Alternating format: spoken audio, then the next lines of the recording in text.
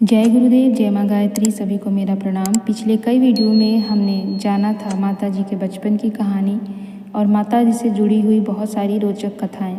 आज हम जानेंगे जब बाल रूप से माता जी बड़ी हुई तब उनके आराध्य से उनके मिलन की क्या भाव भूमिका थी। उस भाव भूमिका को आज हम जानेंगे। आराध्य के चरणों में भगवती की प्रीति दृढ़ हो चली थी। उनके हृदय में भक्ति की अंतर्धारा प्रवाहित होती रही। ध्यान साधना में अपने विगत जन्मों की कथा स्पष्ट हो जाने के बाद उनमें एक भाव परिवर्तन हो गया था। वह पहले भी शांत रहा करती थी, अब यह शांति और भी सघन हो गई। इन दिनों वह सर्वथा शांत अचंचल रहकर अपने दैनिक क्रियाकलापों में संलग्न रहती। बड़ी भाभी के घर गृहस्थी के कामों में सहयोग, रामायण, महाभारत आदि धर्म ग्रंथों का स्वाध्याय, अपनी नियमित ध्यान साधना, बस यही उनकी दिनचर्या के अनिवार्य तत्व थे। घर में सबसे छोटी होते हुए भी वह परिवार के अन्य सभी सदस्यों की देखभाल किया करती थी। किसको कब क्या और कितनी ज़रूरत है, इस बात का उन्हें हमेशा ध्यान रहता। उनके दोनों बड़े भाई दीनदयाल और सुनहरी लाल उनके गुणों से अभिभूत रहते थे। भाभी को तो उन पर नाज था। बड़ी बहन ओमवती की शादी इस बीच हो चुकी थी। अब उनका घर में यदा कदा ही आना जाना हो पाता था। वह अपनी छोटी बहन को चाहती बहुत थी, इसीलिए वह भाभी से, पिताजी से कभी कभी जिद करती कि लाली को थोड़े दिनों के लिए उनके साथ भेज दे। यहाँ तो कहीं आना जाना हो नहीं पाता, इस तरह मन बहल जाएगा। वह भी कुछ दिन और अपनी छोटी बहन के साथ रह लेगी। ओमवती की इस जिद पर जैसे तैसे जसवंत राव सहमत हो जाते और भगवती थोड़े दिनों के लिए अपनी बड़ी बहन की ससुराल हो आती। वहाँ भी उनकी दिनचर्या यथावत बनी रहती। बहन को घर के कामों में सहयोग देने के साथ वह अपनी ध्यान साधना का क्रम बनाए रखती। इन दिनों घर परिवार के लोग उनके लिए सुयोग वर की खोजबीन बड़े जोर शोर से कर रहे थे। बड़े भाई दीनदयाल और पिता पंडित जसवंत राव के बीच इस संबंध में काफ़ी चर्चाएं हुआ करती। इस बार जब वह अपनी बड़ी बहन ओमवती के यहाँ से लौटी तो देखा परिवार के एक बुजुर्ग रिश्तेदार किशन प्रसाद जी आए हुए हैं।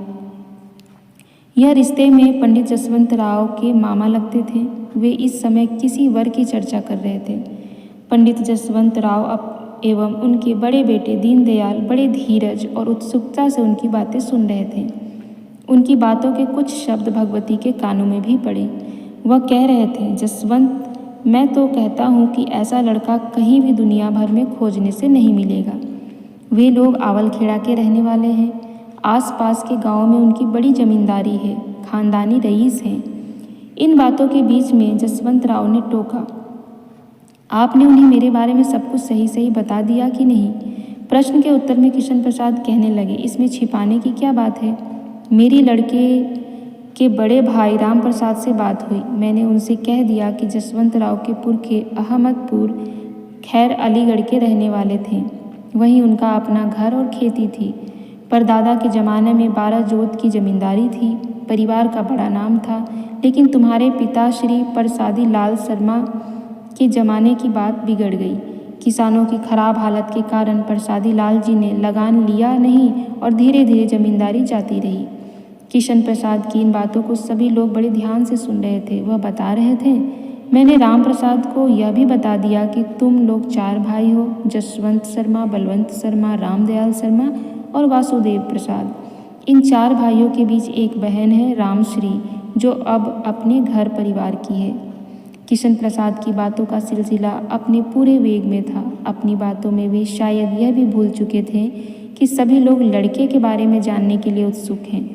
दीनदयाल के टोकने पर उन्हें ध्यान आया कि उनकी बातों की दिशा बदली। वह कहने लगे, अरे लड़के के बारे में क्या पूछते हो?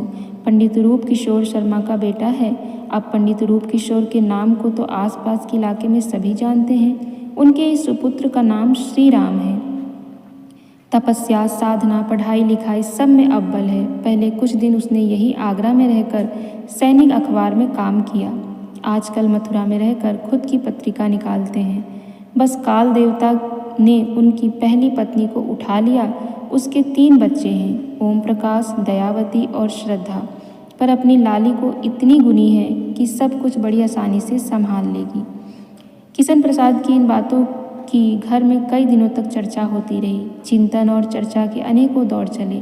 पहली पत्नी के मरने और उसके 3 बच्चों के होने की बात दीनदयाल को थोड़ा खटकी। इस पर उन्होंने अपने पिता पंडित जसवंत राव से काफ़ी देर तक बातें की। बातों के बीच में उन्होंने यह भी पूछा, दादा यह बताओ कि तुम्हारी ज्योतिष क्या कहती है? उत्तर में जसवंत राव गंभीर होकर कहने लगे, देखो मेरी तो शुरू से मान्यता है कि अपनी लाली देवी का अंश है। इसका विवाह किसी आम व्यक्ति से नहीं निभ सकता, फिर वह चाहे कितना ही बड़ा धनवान क्यों न हो। अपनी लाली के सुयोग वर वही है जो तपोनिष्ठ हो, अध्यात्म विद्या का ज्ञाता हो। मुझे तो यह लड़का सब तरह से लाली के लिए ठीक लगता है। पंडित जसवंत राव की बातें दीनदयाल को भी ठीक लगी। अंत में पिता पुत्र दोनों ने मिलकर यह तय किया कि कन्या की भाभी सारी बातें उसे बताकर उसके मन की बात जानने की कोशिश करे। जो कुछ होगा सो लाली की सहमति से होगा। भाभी ने अपने पति और ससुर की आज्ञा अनुसार अपनी प्यारी ननद से सारी बातों की चर्चा की।